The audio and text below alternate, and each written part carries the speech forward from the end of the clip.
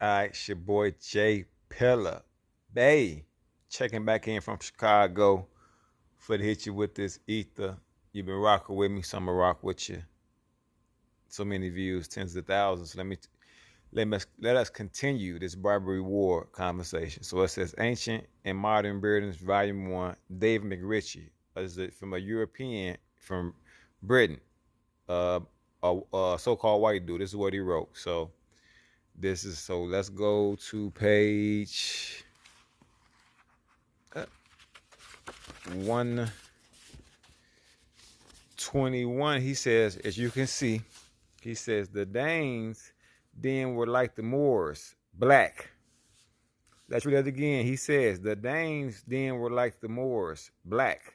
This book is written like in the 1800s. And then I want to go to page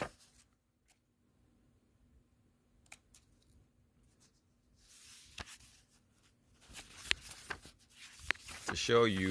Okay, so here we go. Okay. It says, let's go down here. It says, now, this is a distinctly an encampment of gypsies or of Lapps or Northern Asiatics or North American. And so you see the little teepee thing, right? And then it says, it is turf-covered gami or kota of the Lapps, and its architecture is visibly the same as that of the Red Indian camp. Although I'm not aware that the material turf is employed by any American tribe, as it being gypsy, there is little doubt. In cold countries, they find shelter in caves or build huts sunk in the earth and cover them with sods laid on poles. The Leiden says of the Yetholm gypsies, on Yada's banks, vagrant gypsy place, their turf coast, a sunburnt, swarthy race. So he says, on Yada's bank, the vagrant gypsies place, their turf-built coats, a sunburnt, swarthy race, right? So, swarthy means, sunburnt, already mean black. You know what I'm saying? You know what burnt food look like. While the same description is given of the dwellings of the border Scots during the early part of the 15th century. So he's saying that border Scots were also called that. When Annaeus Silvus, afterwards Pius II, made an adventurous visit to Scotland, he found that most of the houses on the Scottish borders were not even huts, as they were generally a small breastwork compound of mud or such materials were at hand and raised to a sufficient height by 3 or 4 poles, meaning a top, and covered with straw or turf, while those of the village were little better and had no door but a cow's hide suspended at entrance. In short, these turf-built wigwams are the dwellings of the Scoto-Picts or Egyptian Moors.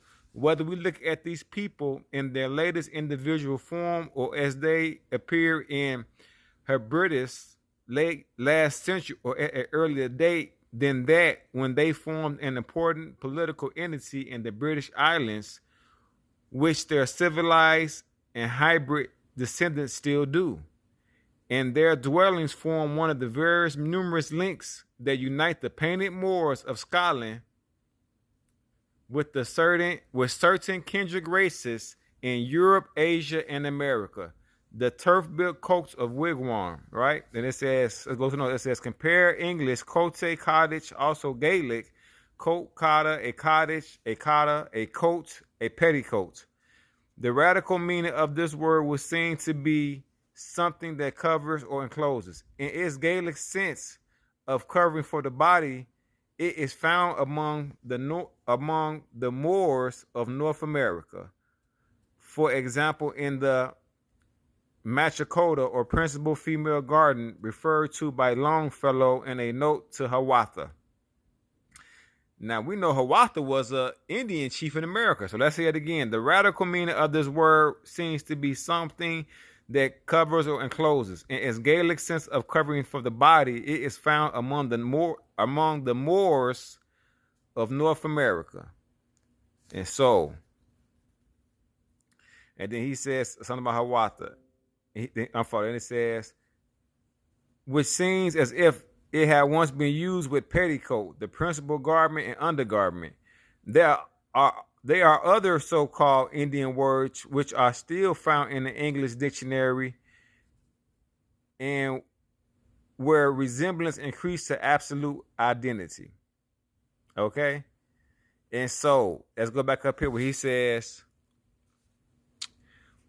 as Layden says of Yatom gypsies, on Yetta's bank, the vagrant gypsies place their turf coat built cots, a sunburnt, swarthy race. And so this is what these these so-called teepees, the wigwams of the native Jara. Now this is distinctly an encampment of gypsies, or Laps, or northern Asiatics, or North Americans. Now let's go what he said here. He says, on Yetta's banks, the vagrant gypsies place their turf coat, a sunburnt, swarthy race, right? And then he says, the Scato Picts or Egyptian Moors, right? Built wigwams, right? He said the united and their dwellings form one of the various numerous links that unite the painted Moors of Scotland with certain kindred races in Europe, Asia, and America. In Gaelic sense of a curving body, it is found among the Moors of North America.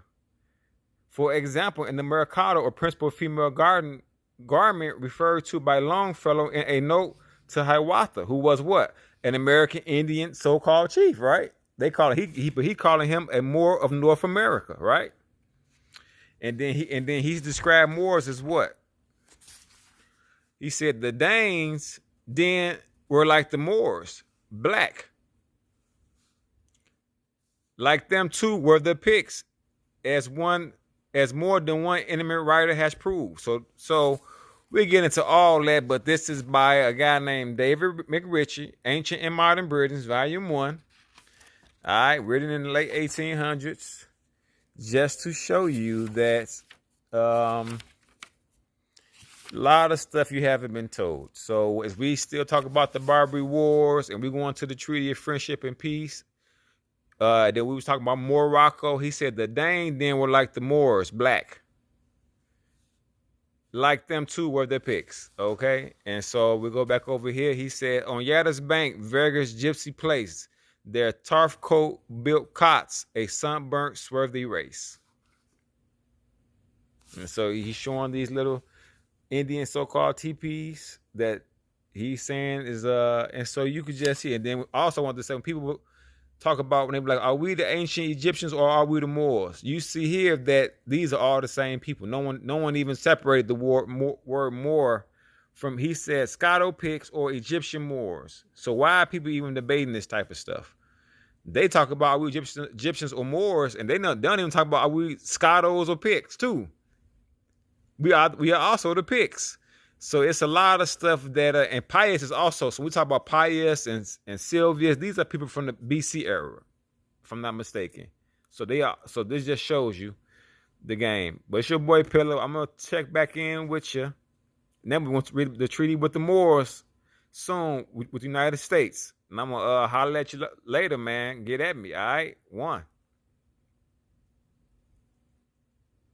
Look, it says, as Merchant is employed by any American tribe as to being gypsy, there's little doubt.